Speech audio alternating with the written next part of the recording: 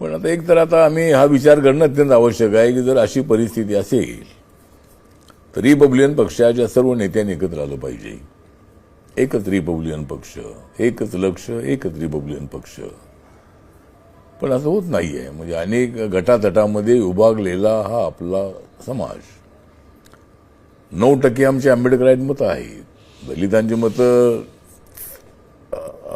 13-14% आहेत. पण त्यातली बाबासाहेब आंबेडकरांना मानणारे तर सगळेच लोक आहेत. पण रिपब्लिकन पक्षाला किंवा वंचित बहुजन आघाडीला किंवा जे आमचे गट आहेत त्या गटांना मिळणारी मतं ही 9% आहेत आणि त्यामध्ये सुद्धा मोठी फाटाफूट आहे.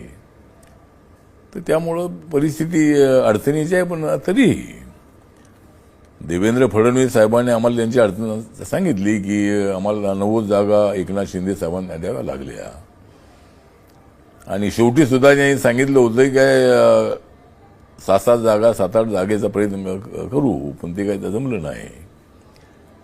अनेक जागा न अलायन्समध्ये लढता माझा पक्ष एकदम असा राहिला. मी माझ्या पक्षाच्या वतीनं 73 लोकांचे अर्ज माझ्याकडे आले होते.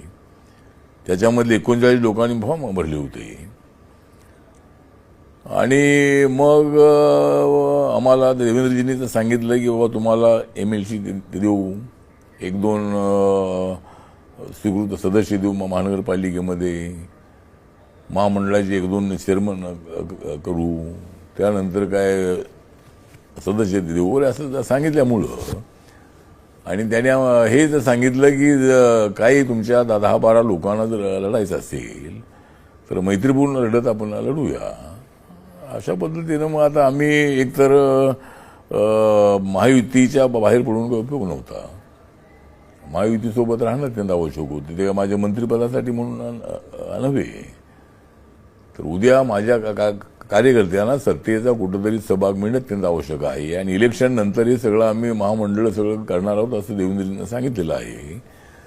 त्यामुळं एकतर 12 ठिकाणी लढण्याची परवानगी त्यांनी दिली, बाकीची आश्वासनं त्यांनी दिली आणि त्यामुळं मी कार्यकर्त्यांसोबत बोललो आणि मग आता आम्ही महायुतीसोबत आहोत.